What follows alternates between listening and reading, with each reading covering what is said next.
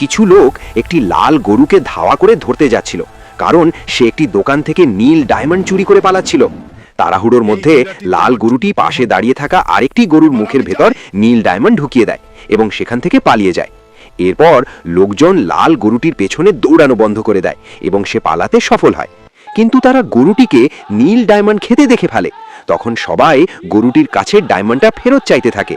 গরুটি যখন ডায়মন্ড দিতে অস্বীকার করে, তখন লোকজন গরুটির পেটের অপারেশন করানোর জন্য তাকে হাসপাতালে নিয়ে যায়।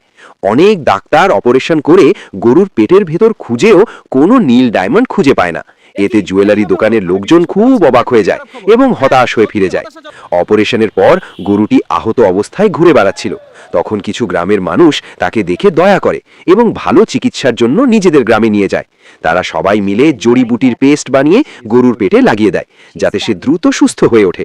গ্রামের মানুষ গরুটির খুব যত্ন নিত এবং নিয়মিত তার চিকিৎসা করত।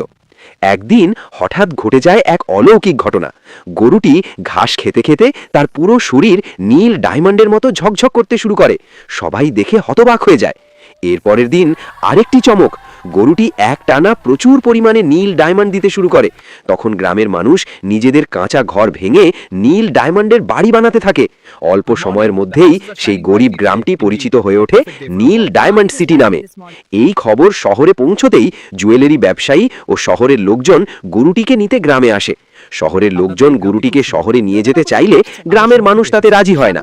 এরপর শহরের লোকজন শহরে গিয়ে বিক্ষোভ শুরু করে, আর গ্রামের মানুষও গরুটিকে নিজেদের কাছে রাখার দাবিতে বিক্ষোভ করে।